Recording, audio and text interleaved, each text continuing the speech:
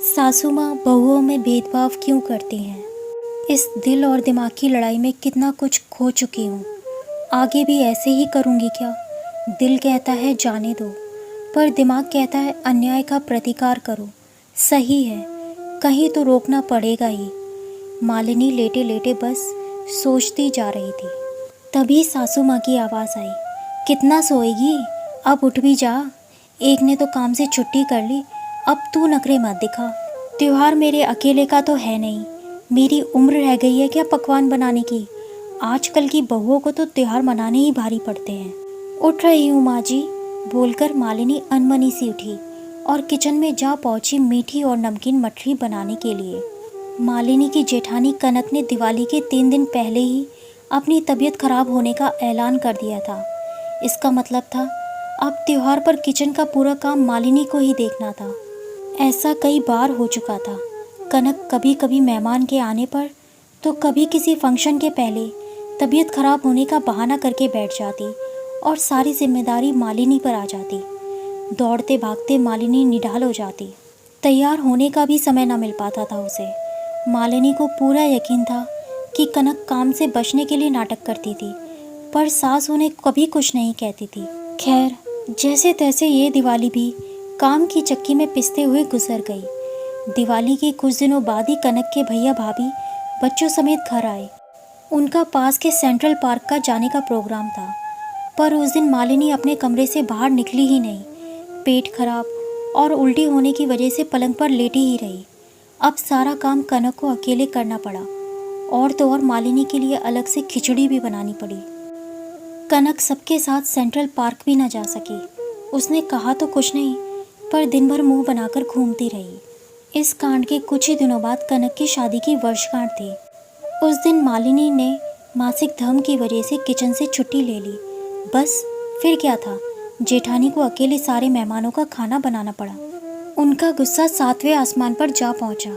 अगले दिन उन्होंने सास से मालिनी की शिकायत की कि वह झूठ बोलकर काम से बचने का बहाना कर रही है।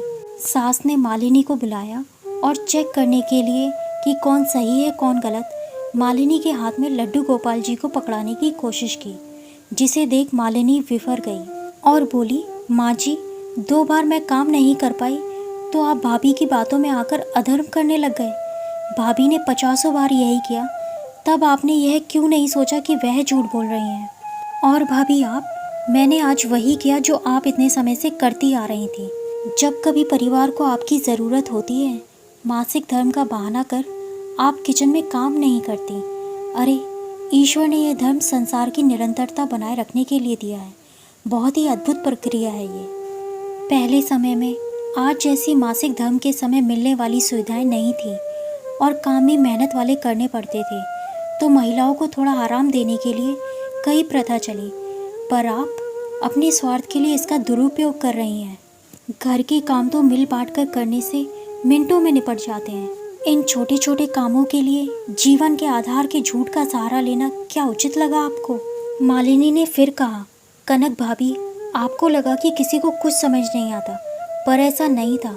मैं शुरू से सब समझ रही थी, पर आपने कभी नहीं समझा कि अगर मैं आप जैसे झूठ का ड्रामा नहीं करती थी तो सिर्फ इसलिए कि माँ जी इन सब बातों से सबसे ज़्यादा परेशान होंगी। मैं उनके बुढ़ापे का ख्याल रख चुप रही, पर आपका ड्रामा इतना अधिक होने लगा कि मुझे यह कदम उठाना पड़ा। मालिनी की बातों से कनक का सिर शर्म से झुक गया। मालिनी ने फिर माँ जी से कहा, माँ जी, मुझे आपसे ये उम्मीद नहीं थी। अगर आप पहली ही गलती पर भाभी को रोक देती तो यह सब नहीं होता, पर आपके मन में बड़े हमेशा सही होते हैं का ही भाव रहा। आपको मेरी परेशानियाँ कभी दिखी ही नहीं। मैं हमेशा आपकी वजह से चुप रही, क्योंकि मैं आपको परेशान नहीं करना चाहती थी। पर आज मासिक धर्म के नफ़ा नुकसान की जंग मेरे दिल और दिमाग में भी चली और मैंने दिमाग की बात मानी, जिससे सच सामने आ गया। पर भाभी के कहने पर जिस गति से आप ये चेकिंग करने का पाप करने चल दी, मैं दुखी हूँ। मैं कल से अपना खाना अलग बनाऊँगी।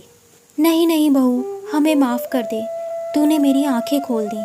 आगे से ऐसा कुछ नहीं होगा। रसोई अलग करने की ज़रूरत नहीं है, माँ जी बोली। हाँ छोटी, आज तूने छोटी होकर मुझे मेरी गलती का एहसास कराया। मुझे माफ़ कर दे, पर अलग होने की बात मत करना।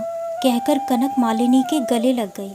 मालिनी ने भी हंसकर उन्हें माफ़ कर दिया कि सुबह का भूला शाम को घर आए तो उसे भूला नहीं कहते हैं। दोस्तों, कहानी पसंद आई हो तो चैनल को सब्सक्राइब ज़रूर करें प्लीज़। धन्यवाद।